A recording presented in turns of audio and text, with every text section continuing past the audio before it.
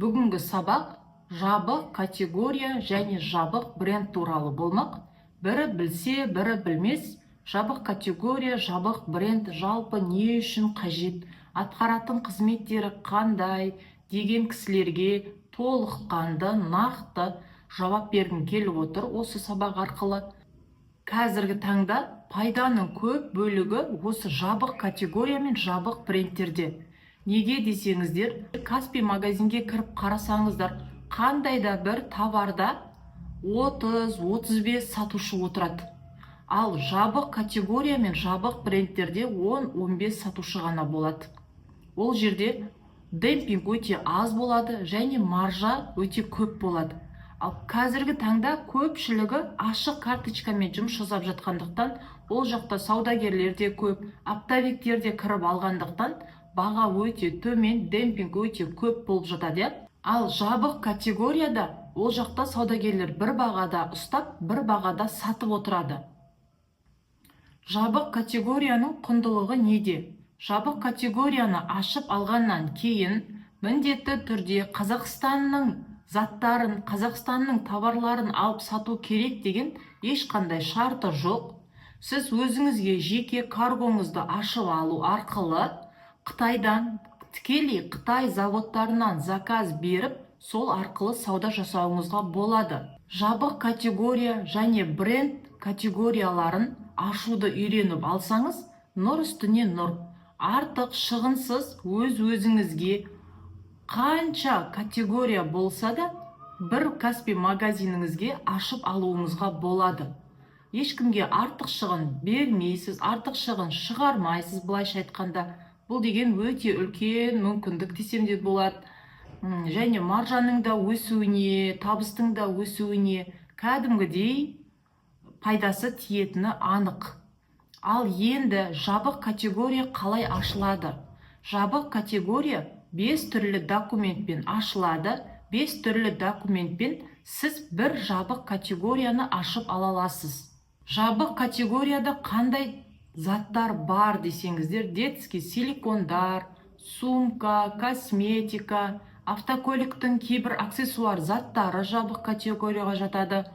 Және алтын, күміс жабық категорияға жатады. Осы секілді көптеген заттар жабық категорияға жатады. Осы секілді заттарды сіз тікелей Қытайдан алып сауда жасай беруіңізге болады дедім. Ал енді жабық категория мен бренд категорияның айырмашылығы неде?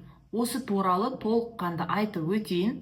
Мысалы, сіз жабық категорияны ашып алғаннан кейін тікелей Қытайдан сауда жасай беруіңізге болады. Заводпен договорға отыру арқылы өзіңіздің жеке каргоңызды ашып алып, тікелей Қытай заводтармен жұмыс жасай беруге болады. Ал бренд категорияны ашып алғаннан кейін сіз Қытаймен жұмыс жасай алмайсыз. Бренд категорияны ашып алғаннан кейін тікелей Қазақстанның дилерлермен договорға отыру арқылы дилерствосын алып, қазақстандық поставщиктердің заттарын сатуыңыз керек. Егер Қытайдан алып сататын болсаңыз, онда сотталып кету қаупі өте жоғары. Бренд ол тек Қазақстанның бренд заттарын, бренд дүниелерін ғана алып сатуыңыз керек.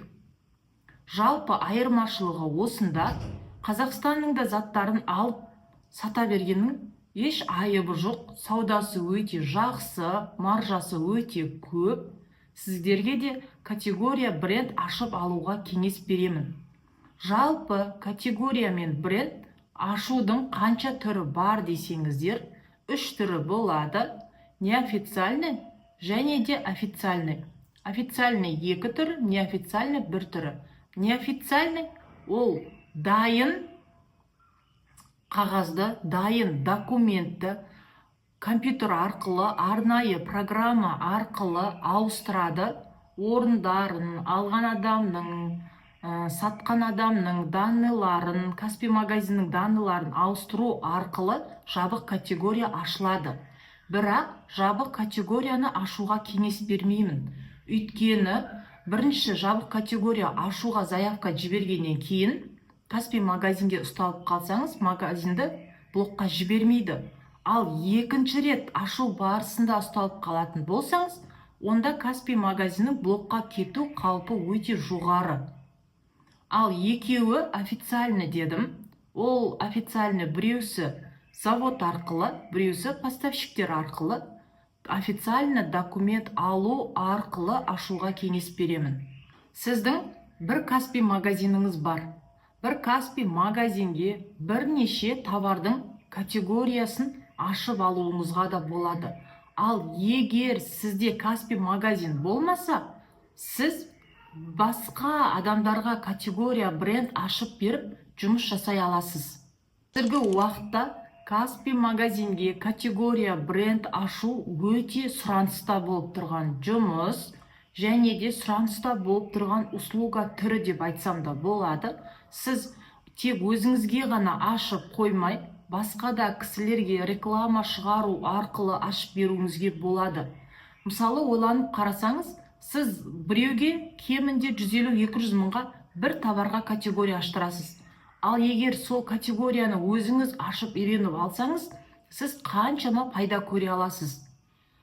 Жоғарыда айтып өткенімдей, бір Каспий магазинге бірнеше товар түріне категория ашуыңызға болады, және де тікелей Қытай заводтарынан жұмыс жасап, өзіңіздің жеке каргоңызды ашып алсаңыз, ол да сізге қосымша табыс болар еді.